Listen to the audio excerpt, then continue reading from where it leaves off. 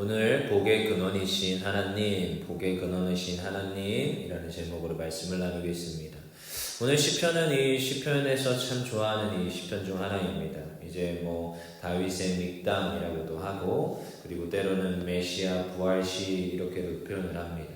이미 이렇게 전해지는 이러한 제목들에서 사실 메시지가 참 담겨 있지.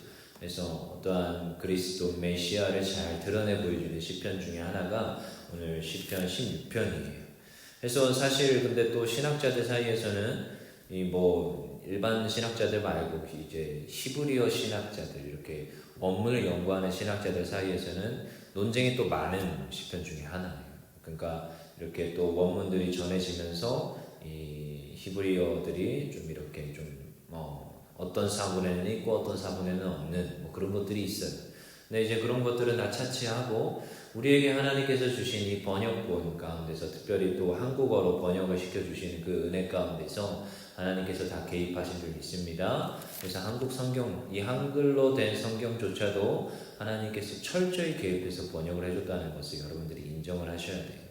그래서 이 시를 그대로 믿고 이 수천 년 동안 전해진 하나님의 뜻들이 분명히 있음을 우리는 이 시간 고백하고 시편 16편에서 주시는 말씀을 발견하기를 원합니다. 우리 시편 16편은 다윗이 아마 어려운 위기를 직면했을 때 쓴 시가 아닐까 싶습니다. 1절부터 이미 나오죠. 하나님이여 나를 지켜주셔서 내가 주께 피하나이다. 뭔가 지금 급박한 상황, 어쩌면 생명의 위협을 느끼는 어떤 상황일 수 있어요. 어쩌면 생명이 거의 다 돼가는 그런 상황들이라는 거예요. 10절에서도 똑같아요. 주께서 내 영혼을 스올에 보내지 아니하시며, 스올이라는 것은 저 음부를 가르치는 건데 그곳에 보내지 말아달라 그런 요청들이 있다라는 것을 우리가 이 시편에서 볼 때 뭔가 위급한 위기에 직면했다는 것을 우리가 보게 되죠. 중병이거나 죽음을 위기 가운데 있다. 그래서 몹시 다급한 상황에서 이 시를 썼을 것이다 라고 합니다. 근데 이제 시편 16편 1절에 보니까 하나님이여 나를 지켜주셔서 라고 합니다. 그 위에 15편은 여호와여 이렇게 표현하는데, 근데 오늘 16편은 하나님이여, 그러니까 이제 히브리어를 봐요. 뭐라고 쓰여지느냐? 아도나이, 엘로힘, 그리고 엘, 하나님을 표현하는 단어는 몇 가지가 있습니다. 근데 이제 그 뜻들이 다 달라요. 조금씩 다 다릅니다. 그래서 엘이라는, 특별히 오늘 쓰여진 하나님이여라는 것은 엘이라는 단어로 쓰여졌거든요. 그래서 우리 야훼라는 것도 여러분 잘 아시죠? 저기 무슨 그 교단에서는 여호와라고 안 부릅니다. 야훼께서 이렇게 표현하는, 그만큼 이제 하나님이라는 표현을 이런 히브리어 원어 전체로 표현을 할 때 어떤 의미들이 있어요. 어떤 의미들이. 근데 오늘 엘은 전능하신 하나님, 능력이 많으신 하나님, 그런 하나님이에요. 못할 것이 없으신 전지전능하신 그 하나님을 표현할 때 엘이라는 단어를 씁니다. 그러니까 의도적으로 그 단어를 쓰는 거예요. 아빠, 아버지 단어가 다르잖아요. 그래서 엘이라고 할 때 전능하신 하나님을 표현합니다. 그래서 엘이신 하나님을 찾는데 그 어떤 마음이 느껴집니까? 도무지 자기 힘으로 감당할 수 없는 상황에서 엘을 찾게 되는 거예요. 엘, 전능하신 하나님. 어떤 상황이요? 어떠한 죽음에 직면한 상태에서 전능하신 하나님을 찾는 거죠. 여러분, 이 예수 그리스도의 십자가 도상에서 하신 그 가상 치료를 생각하십니까? 그때 엘이라는 단어를 씁니다. 여호와 하나님께, 예수님께서. 예수님께서 뭐라고 표현합니까? 엘리. 네. 여기서 나오는 엘리라는 것, 리는 나의라는 뜻이에요. 그러니까 엘리는 나의 하나님, 어찌하여 나를 버리셨나이까? 엘리. 그러니까 여기서도 부르는 게 엘, 전능하신 하나님을 찾더라는 거예요. 그래서 우리가 이 예수 그리스도님이 이런 단어를 썼다는 거에서 엘이라는 호칭이 언제 쓰여지는지 우리가 알게 되는 거죠. 그래서 정말 그런 다급한 상황에서 하나님이여 나를 지켜주소서, 그 전지전능하신 하나님이요. 근데요, 오늘 보니까 특별히 이 16편은 믹담이라고 하잖아요. 믹담이라는 것은 사실 이제야 조금씩 이 믹담이라는 뜻들을 찾아가는데, 어떤 기념비에 새겨두는 어떤 글이라고 이제 표현을 많이 합니다. 그래서 믹담이라는 단어 자체가 내가 이제 파피루스, 그때는 이제 그 식물인 파피루스 용지에다 썼단 말이에요. 그러니까 굉장히 이게 풍화도 많이 되고 사라질 확률이 매우 높아요.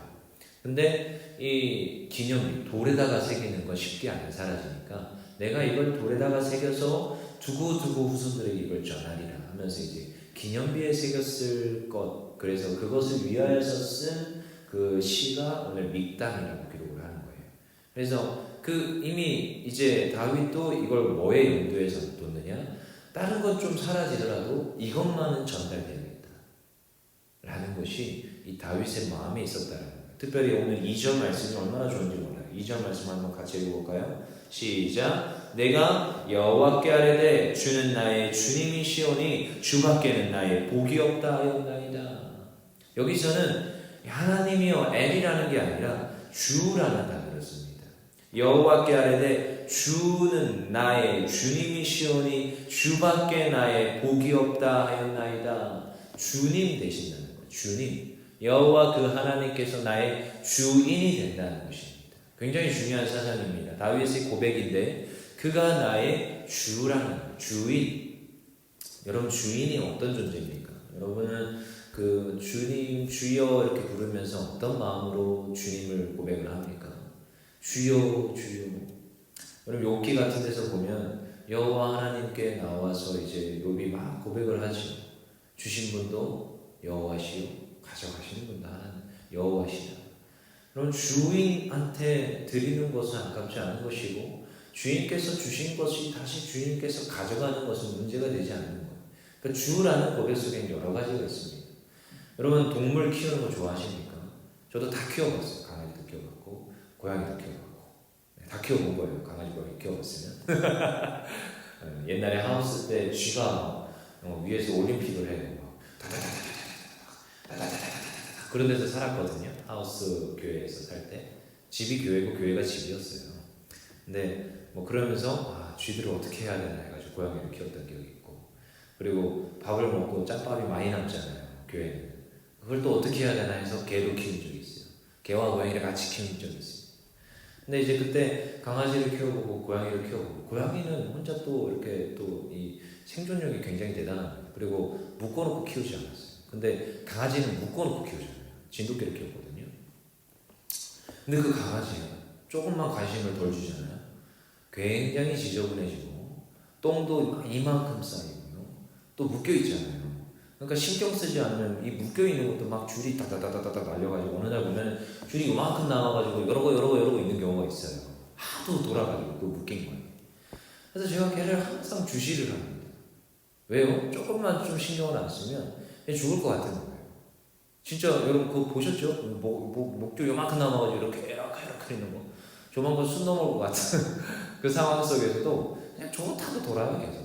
그래서 그거 어떻게 얘를 가르쳐야 되나 싶기도 하고, 그러면서도 계속 신경을 쓰는 거예요. 근데 제가 한편으로는 걔를 보면서 이 하나님의 말씀을 보잖아요. 참 그때 제가 참 중학생, 고등학생밖에 안 했는데 그런 걸 느꼈어요. 그래서 참 그렇지 않나. 이게 내가 주님이다, 내가 여호와 하나님이 주님이시다 고백하는데 이 강아지도 내가 주인이잖아요. 내가 주인이잖아요. 그러니까 내가 조금만 신경 쓰지 않으면 얘 죽는 거예요. 얘가 배고픈 거고요. 내가 밥 안 주면 배고픈 거고, 내가 조금만 신경 쓰지 않으면 목줄이 이렇게 해가지고 할딱할딱 하고 있는 거예요. 물도 못 먹고 밥도 못 먹는 상태로 하루 종일 그러고 있는 겁니다. 근데 내가 주님이라고 고백하는 그 여호와 하나님께서 나를 조금만 신경 쓰지 않으면 내가 어떤 존재이겠습니까? 먹는 거, 입는 거, 심지어 잠자고 자동차 운전해서 돌아다니는 것부터 시작해서 그 모든 상황들이 다 누구한테 있습니까? 여호와 하나님 보시기에는 저가 아마 그런 모습이지 않을까. 나 잘났다고 돌아다니고, 나 잘났다고 집에 들어가고 나오고, 말씀 가운데 있고, 말씀 또 전하고 하는 그런 그 모든 가운데서 여호와 하나님께서 내게 주시지 않으면 못하는 것이 나의 삶 아닙니까? 그게 주님이라고 고백하는 자들의 생각해야 되는 그 주님에 대한 사상이에요. 내가 오늘도 주여 주여 부르는데 내가 정말로 주님을 주님이라고 인정하는 것인가? 다윗은 지금 그러한 상황에서 고백하는 것입니다. 정말 뭔가 전지전능하신 하나님을 찾을 수밖에 없는 그 상황이지만 주님은 내게 복이시다. 2절에 보십시오. 이게 얼마나 참 우리가 외워야 되는 말씀이에요. 주는 나의 주님이시오니 주밖에는 나의 복이 없다. 그 위에서는 나의 위급한 상황이지만 주님은 나의 복이라고 고백하는 그 상황 아닙니까? 나의 생명을 걷어가시고 나에게 생명을 주시는 분, 나의 생명을 걷어가셔도 그것이 문제가 되지 않는 상황입니다. 왜요? 주님이 나의 주님이시기 때문에. 3절에 그 주님을 고백하는 그 자들에게 복이 있다 말합니다. 3절에 성도들은 존귀한 자들이니 나의 모든 즐거움이 그들에게 있도다. 성도에 대한 축복을 말하고 있습니다. 여러분, 주님이라고 말하는 자들은 반드시 축복받게 되어 있습니다. 이 땅에 사는 성도들은 즐겁대요. 성도들은 잘 되어집니다. 반드시 잘 되게 되어 있습니다. 그리고 그렇게 되어야 해요. 왜? 시편에서는 굉장히 많은 부분에서 너희가 여호와의 이름을 망령되이 일컫는 자들이 되면 안 된다고 말하고 있어요. 그래서 성도들은, 거룩한 하나님의 백성들은 잘 되어야 됩니다. 그리고 건강해야 되는 것이에요. 그리고 복 받아야 되는 것입니다. 그리고 그렇게 된다고 말하고 있어요. 그 다음에 성도들만이 복 받는 것이 아니라 5절에 가보십시오. 5절에서도 뭐라고 합니까? 여호와는 나의 산업과 나의 잔의 소득이시니 나의 분기심 지키시나이다. 산업에 대한 축복도 말하고 있습니다. 회사를 다니는 사람들은 회사에 대한 축복, 내가 가진 그 분깃에 대한 축복이 반드시 있음을 말하고 있어요. 그래서 성도들은 축복받는 것이고 산업이 또한 축복받는 것이고 하나님께서 부어주시는 복이 있다는 거예요. 왜요? 주라고 부르는 백성들이기 때문에. 그리고 그들은 반드시 개개인에게도 그 축복이 옵니다. 10절부터 있지요. 아까도 그것이 있는데 10절에 내 영혼을 스올에 버리지 아니하시니 거룩한 자를 멸망시키지 않을 것이다. 이게 그래서 이제 메시아시가 되는 것입니다. 메시아시. 우리가 비록 생명을 걷어가시지만 그것이 결국 개인의 멸망이 아닌 영원한 축복과 영원한 생명이라는 거예요. 무엇을 바라본 것이요? 다윗이 이때 이 수천 년 전에 시를 쓰면서 이미 오실 그 메시아에 대한 명확한 부활신앙을 가졌어요. 이것은 아브라함 때부터 가졌던 부활신앙입니다. 아브라함이 이삭을 바치면서 그 종들에게 말합니다. 내가 이삭과 나의 아들과 함께 올라갔다가 나의 아들과 함께 내려오리라. 여기부터 부활신앙이 출발합니다. 근데요, 오늘 다윗도 똑같아요. 그가 그의 생명을 걷어가시는 분도 주님이시지만 그것이 멸망이 아니고 스올에 가서 최종 심판이 아니고 나에게 영원한 기업, 영원한 생명을 줄 것이라는 확신을 가졌다는 거. 11절에 뭐라고 합니까? 주께서 생명의 길을 내게 보이시리니 주의 앞에는 충만한 기쁨이 있고 주의 오른쪽에는 영원한 즐거움이 있나이다. 이 영원한 복에 대한 확신과 그 주님 주시는 메시지가 분명히 다윗 시에서는 흐르고 있습니다. 그래서 무엇이라고 하느냐? 메시아시, 부활시라고 하는 것이 이 시편 16편입니다. 이것이 우리들이 누릴 최종 축복이라는 거예요. 여러분, 이 땅에서의 축복 반드시 성도들은 받게 되어 있습니다. 그리고 그래야 되고 하나님께서 그것을 약속하셨어요. 하지만 그것이 우리에게 주어진 최종적인 축복이 아니라 저 천국에서 누릴 그 축복을 이미 말하고 있습니다. 그리고 그것을 우리가 가졌다라고 말하고 있어요. 그리고 그것을 가짐을 확신하라고 말하고 있습니다. 그래서 우리 성도들은 반드시 잘 되게 되어 있고 축복받게 되어 있고 그리고 저 천국 상급이 이미 우리에게 주어졌음을 확신해야 되는 것입니다. 근데 그것의 전제 조건은 뭐가 있다? 주라고 고백하는 백성들에게 있다라는 것을 기억해야 됩니다. 여러분, 지난번에도 우리가 설교했지만 내 마음에 뭐가 있다? 의자가 있다고 했습니다. 의자. 그 의자에는 많은 사람들이 내가 앉습니다. 내가 앉고 저기 주님은 저기 바닥에 쭈그려 앉잖아요. 내가 왕이야. 내가 주야. 내가 이 나의 삶을 통치하고 내가 나를 다스려. 이렇게 말하는 사람들이 예수 믿는 자들이 얼마나 많은지 말아요. 정말 많아요. 그래서 그들을 가리켜서 어떤 책에서는 이렇게 말합니다. 유사 그리스도인.